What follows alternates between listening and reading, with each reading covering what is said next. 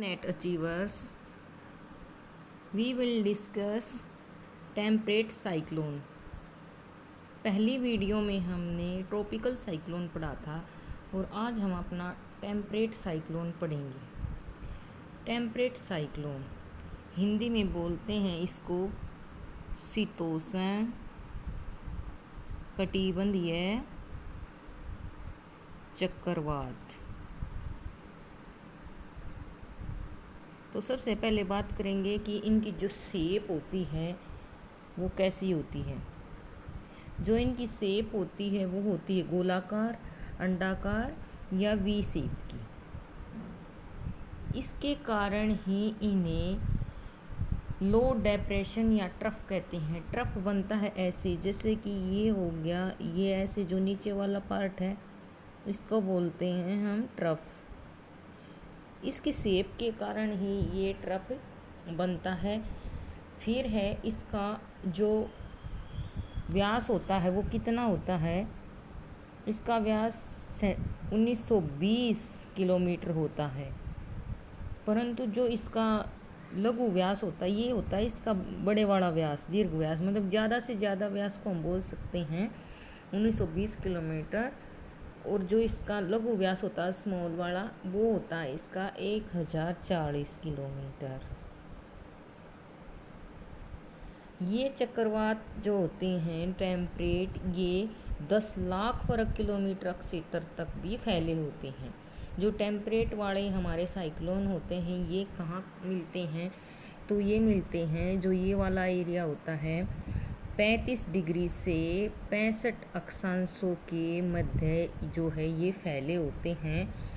और ये दोनों गोलार्धों में होते हैं, नॉर्थ में भी और साउथ में भी। इधर भी होते हैं ये और ऊपर भी होते हैं, नॉर्थ वाले में भी साउथ वाले में भी। और जो हमारी वेस्टर्ली वाइंड्स होती हैं, जो पछुआ पवनें होती हैं, उनके इफेक्ट से जो इनकी दिशा पश्चिम होती है ना, वो किस में बदल जाती है, पूर्व में, ईस्ट में।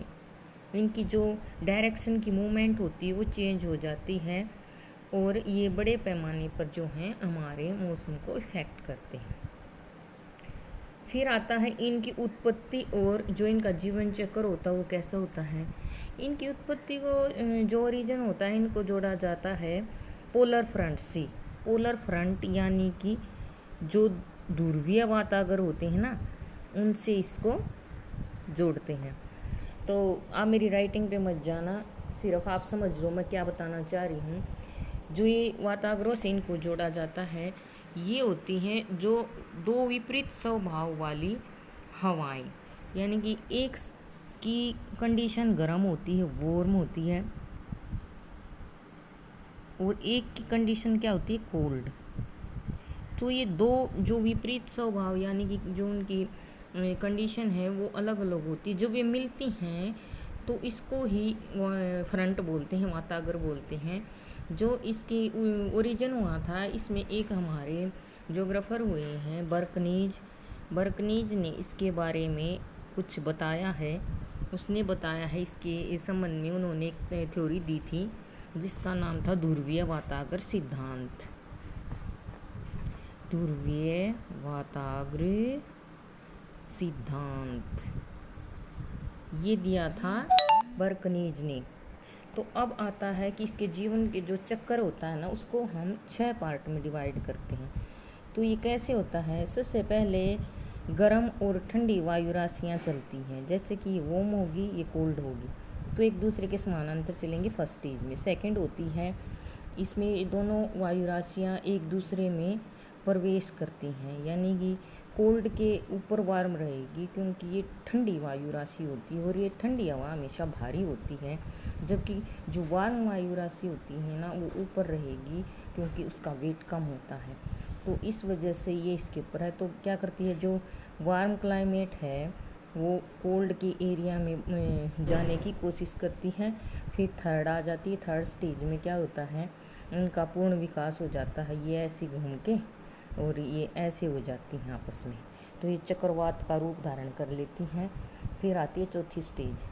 चौथी में ये क्या होता है, जो ये गर्म वाली वायु है ना, ये सिकुड़ने लग जाती है और इसके ऊपर कोल्ड वायु अपना इफ़ेक्ट दिखाने लग जाती है। फिर आती है हमारी पाँचवीं, इसमें चक्रवात पूर्ण तरह से बनने लग जाता है ऐसे। फिर आती है हमारी छठी अवस्था। छठी में क्या होता है, जो ये है ना हमारा गर्म, ये बिल्कुल ही गायब हो जाता है, सिर्फ ठंडा ही हमें दिखाई, जो ये ठंडी वायु थी ये ही दिखाई देती है, और ये अपना जो है ऐसे ऐसे अपना चक्रवात का रूप धारण कर लेती है। तो ये इसकी अवस्थाएं थी। फिर आ जाती है कि चक्रवात में जो वायु होती है वो कैसी होती है।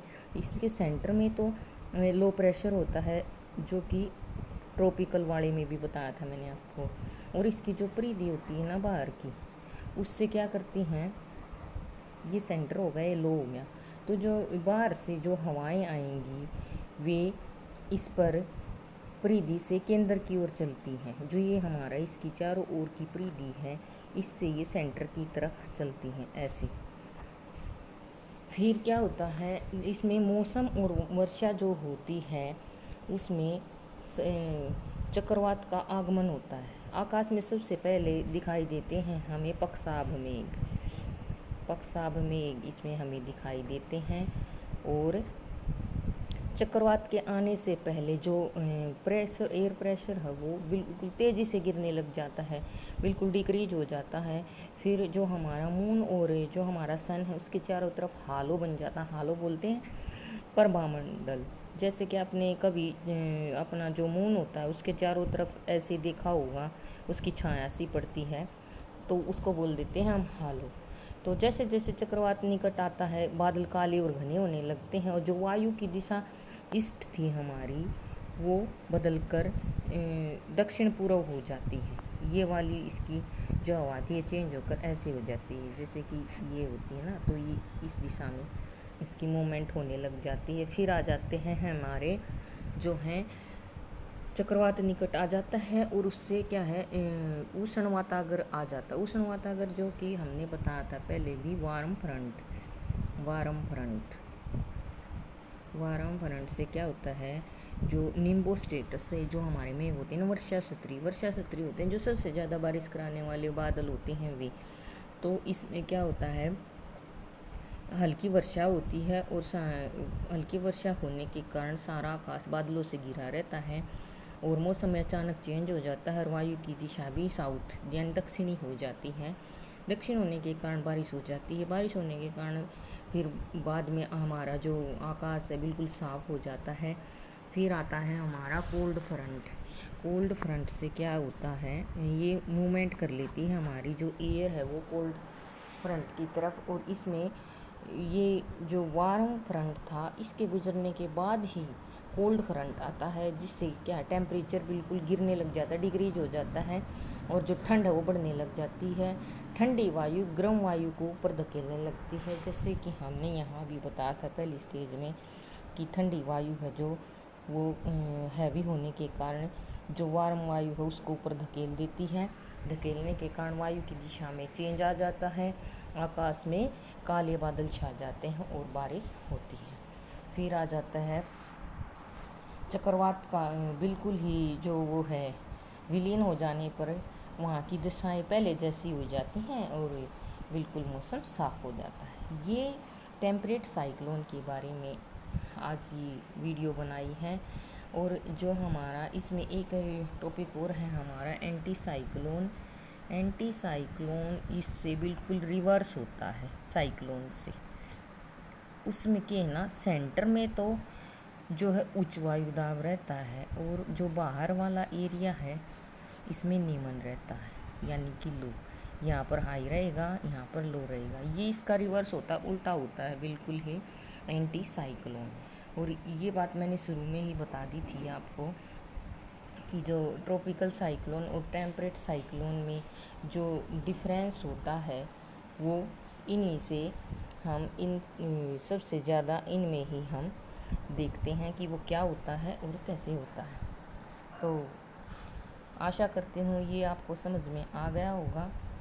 Thank you.